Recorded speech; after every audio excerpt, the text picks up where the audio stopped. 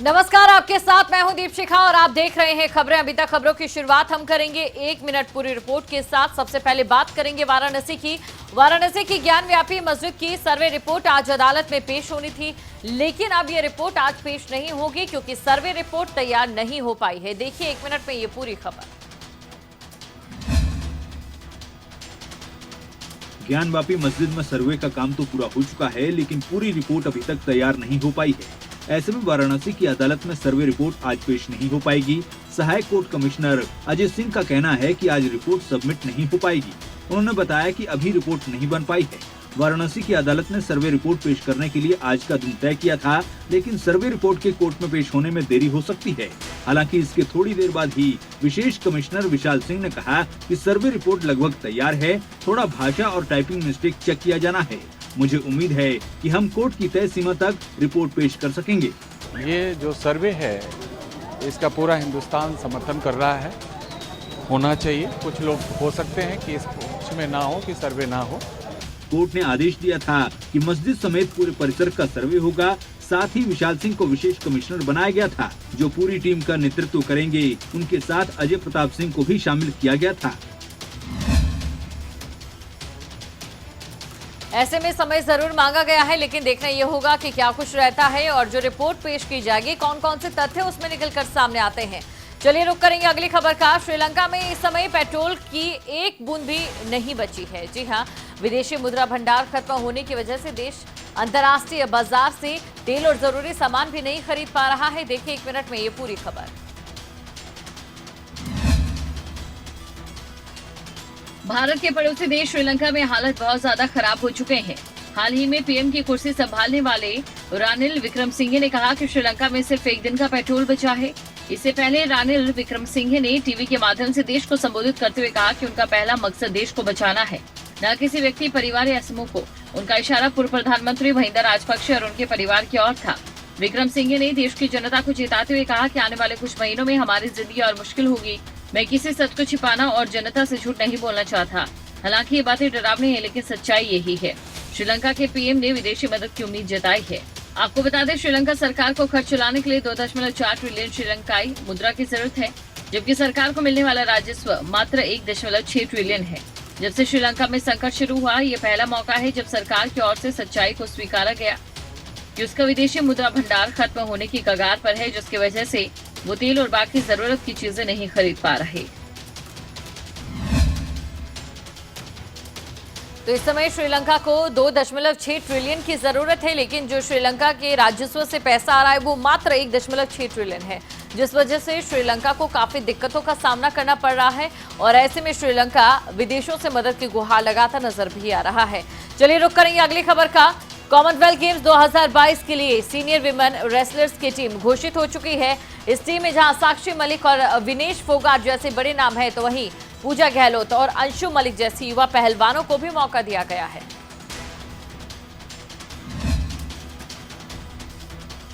Commonwealth games 2022 के लिए भारतीय महिला टीम घोषित हो चुकी है। भारतीय खेल प्राधिकरण के लखनऊ सेंटर में सोमवार को सिलेक्शन ट्रायल के बाद टीम की घोषणा कर दी गई। बर्मिंघम में आयोजित होने जा रही कॉमनवेल्थ गेम्स में सिलेक्टर्स ने युवा और अनुभव का मिश्रण रखा है।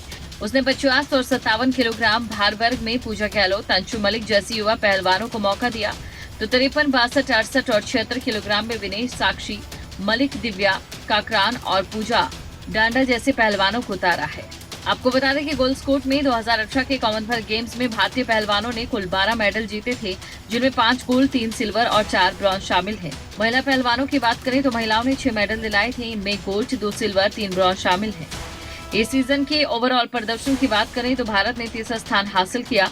उसने 66 मेडल जीते, इनमें 26 गोल्ड, 20 सिल्वर और इतने ही ब्रॉन्ज शामिल हैं।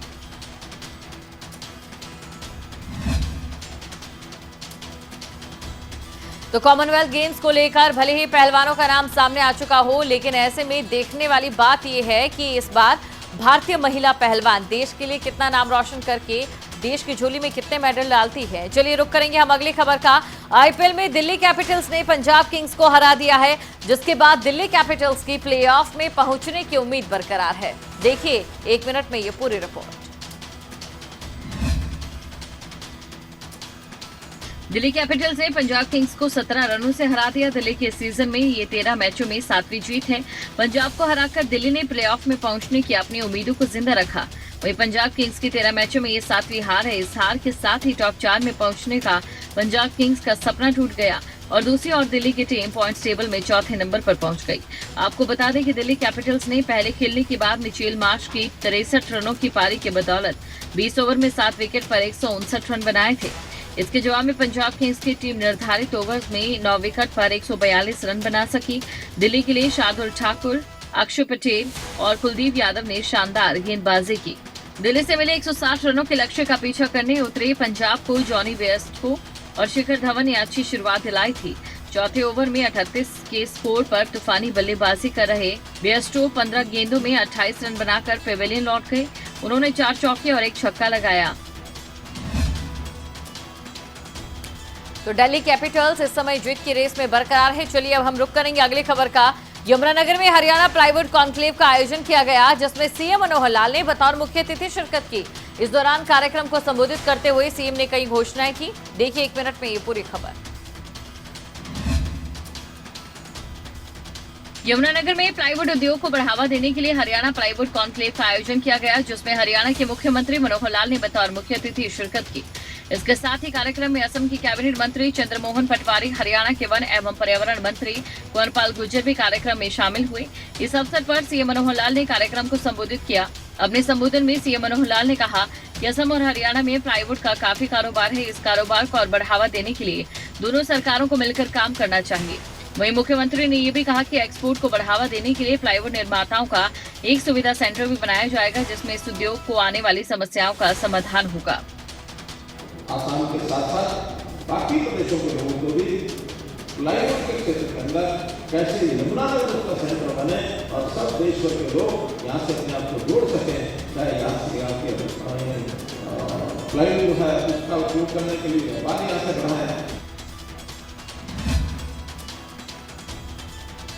तो प्लाईवुड कारोबारियों से सीएम मनोहर लाल ने वार्ता की और इस दौरान कैसे प्लाईवुड कारोबार को आगे बढ़ाया जाए और इसका सीधा फायदा जनता को मिले, इस पर भी चर्चा हुई। चलिए अब हम रुक करेंगे अगली खबर का। हरियाणा के डिप्टी सीएम दुष्यंत चौटाला जींद पहुंचे। इस दौरान दुष्यंत चौटाला ने निकाय चुनाव समेत गेहूं की खरीद और कई अहम मुद्दों पर बात की। क्या कुछ इस दौरान रहा खास, देखिए 1 मिनट में इस पूरी खबर में।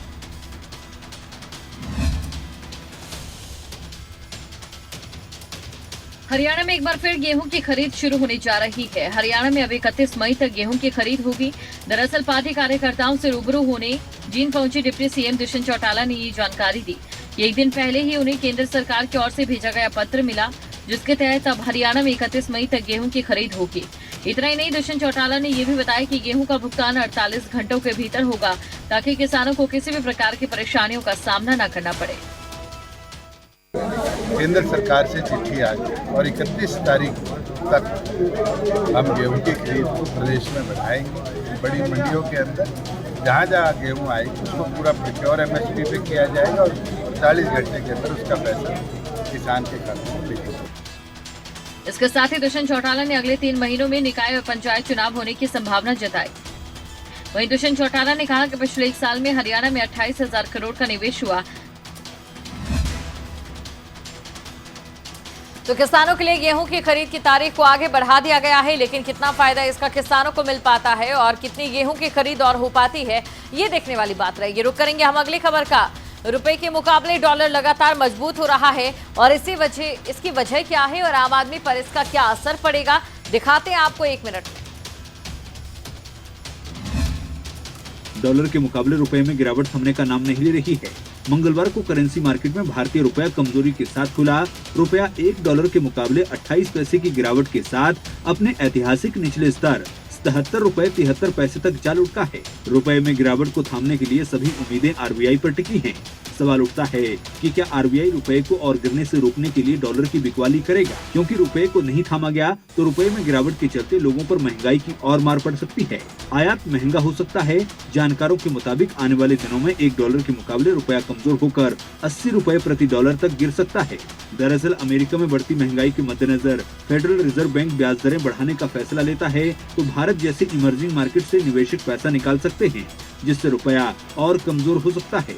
ब्याज दरों में बढ़ोतरी के ग्लोबल रुझान के बीच विदेशी फंडों की ओर से बिकवाली जारी रहने से भी रुपए पर दबाव आया है। कच्चा तेल महंगा होने और अन्य करेंसी के मुकाबले डॉलर के मजबूत होने से रुपया कमजोरी के दायरे में दिखाई दे रहा है। तो ऐसे में आरबीआई पर तमाम उम्मीदें टिकी हैं। देखना ये होगा कि क्या कुछ कमाल आगे हो पाता है, क्योंकि इस समय अगर बात रुपए की जाए तो अपनी गिरावट के एक ऐतिहासिक स्तर पर पहुंच चुका है। चलिए हम रुक करेंगे अगली खबर का। पूर्व केंद्रीय मंत्री पी चिदम्बरम के बेटे और कांग्रेस नेता कार्ति चिदम्बरम के कई ठिकानों पर सीबीआई रेड की गई। दिल्ली से लेकर चेन्नई तक, घर से लेकर ऑफिस समेत कई जगहों पर सीबीआई की छापेमारी हुई। इस दौरान क्या कुछ रहा दिखाते हैं आपको सिर्फ 1 मिनट में ये पूरी खबर। मंगलवार की सुबह सीबीआई की टीम कार्ति चिदम्बरम के दिल्ली और चेन्नई के ठिकानों पर पहुंची और छापेमारी शुरू की। सूत्रों के मुताबिक सीबीआई ने कार्ति चिदम्बरम के खिलाफ 2010 से लेकर 14 के बीच कथित लेन-देन और पैसा भेजने पर नया केस दर्ज किया है। मुंबई, दिल्ली और तमिलनाडु में 7 जगहों पर तलाशी ली जा रही है। जो बाहर से 7 अंदर गए, हमसे पूछे कार्तिक सर यहाँ पे हम नहीं हाथ में बड़े स्वागत। सीबीआई के सूत्रों ने बताया कि कार्ति चिदम्बरम और उनके सहयोगियों के खिलाफ विभिन्न आपराधिक धाराओं के तहत मुकदमा दर्ज किया गया है। कार्ति चिदम्बरम ने चाइनीज कंपनी के लोगों को अपने प्रभाव से वीजा दिलवाया था। इस वीजा के बदले 50 लाख रुपए लेने का आरोप है। उस समय उनके पिता केंद्रीय गृह मंत्री थे। ये मामला साल 2011 का है। वहीं सीबीआई की छापेमारी के बाद कार्ति चिदम्बरम ने सीबीआई पर भी निशाना साधा है। कार्ति चिदम्बरम ने ट्वीट करते हुए कहा कि मैं इसकी गिनती ही भूल गया कि कितनी बार ये छापेमारी हुई है। जरूर ही इसका रिकॉर्ड बनेगा। तो कार्ति चिदम्बरम की ओर से कई आरोप भी लगाए गए हैं। सीबीआई छापेमारी को लेकर सवाल भी उठाए गए हैं कि ये पर्सनल हित की वजह से की जा रही है। रुक करेंगे हम अगली खबर का। केंद्र सरकार ने किसानों को बड़ी राहत देते हुए गेहूं खरीद की समय सीमा बढ़ाकर 31 मई कर दी है, लेकिन रोहतक की अनाज मंडी अभी भी वीरान पड़ी है। ऐसा क्यों है, देखिए इस रिपोर्ट में। रबी सीजन में गेहूं की कम पैदावार के चलते समय से पहले अनाज मंडी वीरान नजर आने लगी, जिसके चलते अब की बार सरकारी कोटे में बहुत कम गेहूं खरीदा जा सका। यही कारण है कि सरकार ने एक बार फिर 31 मई तक किसानों को राहत देते हुए सरकारी दाम पर गेहूं खरीद की मंडियों में तारीख बढ़ा दी है। लेकिन मौसम की मार के चलते किसान के खेत में हुई गेहूं की कम पैदावार के बाद निजी कंपनियों की ओर से अधिक मात्रा में गेहूं खरीदे जाने से मंडियों में कहीं कहीं गेहूं नजर आ रहा है। मंडी में आढ़तियों और मंडी में आए किसानों का मानना है कि सरकार की ओर से बढ़ाई गई गेहूं की खरीद की तारीख का शायद ही कोई फायदा हो। गेहूँ नहीं है जमींदार के पास, क्योंकि पैदावार कम है। पहले एक कृषि विभाग वालों ने बता दिया था 27 फरवरी को, बाकी 20% गेहूँ कम हो गई। वहीं मंडी सचिव देवेंद्र ढुल का कहना है कि सरकार की ओर से गेहूं की खरीद के लिए बढ़ाई गई 31 मई के अनुसार मंडी में सरकारी खरीद के लिए व्यवस्थाएं पूरी है, जिसके चलते इन दिनों खरीद की सारी प्रक्रिया पूरी कर ली गई और किसानों को सुविधाएं सुनिश्चित की गई। तो सरकार की ओर से किसानों की तमाम सुविधाओं का ध्यान रखा जा रहा है। बावजूद इसके किसान मंडियों में गेहूं को बेचने के लिए नहीं आ रहे हैं, जिसके लिए यहां पर प्रशासन की ओर से तमाम व्यवस्थाएं आगे सुचारू ढंग से और चलाने की बात कही जा रही है। बहादुरगढ़ में सफाई कर्मचारियों ने एक बार फिर भूख हड़ताल शुरू कर दी है। आज और कल 11 कर्मचारी क्रमिक भूख हड़ताल पर बैठेंगे। देखिए 1 मिनट में ये पूरी खबर। बहादुरगढ़ नगर परिषद के सफाई कर्मचारी एक बार फिर क्रमिक भूख हड़ताल पर चले गए हैं। दरअसल नगर परिषद के सफाई कर्मचारी सरकार पर वादा खिलाफी का आरोप लगा रहे हैं। अप्रैल और अगस्त 2020 में सफाई कर्मचारियों के साथ सरकार का सभी मांगों पर समझौता हुआ था, जो आज तक लागू नहीं हुआ है। उसी समझौते को लागू करवाने के लिए कर्मचारी कभी झाड़ू उठाकर विरोध जताते हैं, तो कभी प्रदर्शन कर और कभी हड़ताल पर जाकर विरोध दर्ज करवाते रहते हैं, लेकिन उनकी मांग पूरी नहीं हो पाती है। इसी क्रम में बहादुरगढ़ नगर परिषद के सफाई कर्मचारियों ने 2 दिन की क्रमिक भूख हड़ताल शुरू की है। मंगलवार बुधवार को नगर परिषद के 11 सफाई कर्मचारी भूख हड़ताल पर रहेंगे, ताकि सरकार उनकी बात सुन सके। इसमें नगर पालिका कर्मचारी संघ हरियाणा इसका विरोध करता है। सफाई कर्मचारियों की सरकार से मांग है कि कोरोना काल में मौत का शिकार बने सफाई कर्मचारियों के परिवार को 50 लाख रुपए मुआवजा और एक सरकारी नौकरी देनी चाहिए। सरकार से 4000 रुपए जोखिम भत्ता देने की मांग भी की गई है। तो कर्मचारियों ने अपनी कुछ मांगे रखी है और इन्हीं मांगों को लेकर क्रमिक भूख हड़ताल पर भी कर्मचारी बैठ गए हैं। देखना अब ये होगा कि कब तक कर्मचारियों की इन मांगों को पूरा किया जाता है। चलिए अब हम रुक करेंगे अगली खबर का। महेंद्रगढ़ में विजिलेंस की टीम ने रेड कर एसआई को 2 लाख की रिश्वत लेते गिरफ्तार किया। एक मामले में नाम निकालने की एवज में 3.5 लाख की रिश्वत मांगी गई थी। महेंद्रगढ़ में विजिलेंस की टीम ने रेड कर एसआई नरेश कुमार को 2 लाख की रिश्वत लेते रंगे हाथों गिरफ्तार किया। विजिलेंस अधिकारी नवल किशोर ने बताया कि थाना महेंद्रगढ़ में दर्ज एक मुकदमे में अनुसंधान अधिकारी नरेश कुमार का इनके द्वारा ही अनुसंधान किया जा रहा था। इस मामले में 3-4 मुलजिमों की गिरफ्तारी बकाया थी और जो गिरफ्तार किए जा चुके थे उन्हें चालान करना था। इसमें उन्होंने रिश्वत की मांग करते हुए कहा कि मैं इनको गिरफ्तार नहीं करूंगा और चालान न्यायालय में दे दूंगा, और इस बात पर उनकी बातचीत होती रही। शिकायतकर्ता ने अपने वकील को ये बात बताई। फिर 12 तारीख को इन्होंने 3.5 लाख की मांग की और कहा कि 16 तारीख को मैं चालान दे दूंगा। 13/5 को एटीएम से 50,000 रुपये और 1.5 लाख रुपए लिए और बोले भाई 16/5 को मैं चालान दे दूंगा, तो 2 लाख रुपये आपने उस दिन देने पड़ेंगे। आज इसने उसका चालान दिया है और 2 लाख की रिश्वत लेने के लिए इसके चैम्बर में गए, जहाँ पे उसको रंगे आपको 2 लाख रुपये पकड़े। चैम्बर से पकड़ा? हाँ, चैम्बर, वकील के चैम्बर। प्रशासन की ओर से भ्रष्टाचार को खत्म करने को लेकर लाख दावे किए जाते हैं, लेकिन अगर बात जमीनी हकीकत की जाए तो सच्चाई कुछ और है और दावे कुछ और बयां करते हैं। चलिए रुक करेंगे हम अगली खबर का। झज्जर में बदमाशों के हौसले बुलंद है। कुछ बदमाशों ने एक दुकानदार की गोली मारकर हत्या कर दी। दिखाते हैं आपको 1 मिनट में ये पूरी खबर।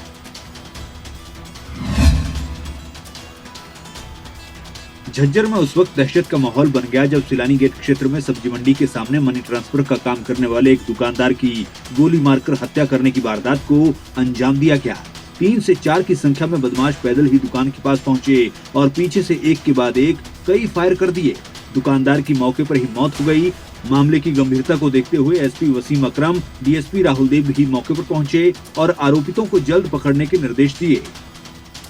यहाँ मौके पे आए, फिर हॉस्पिटल उसको ले गए थे, वहाँ पे उसकी मृत्यु हो चुकी है और उसको एक ही गोली लगी है। अभी तो शुरुआती जांच कर रहे हैं हम, तो घर वालों से भी बात करी, अभी तक तो कोई रंजिश वाली कोई बात नहीं आई है।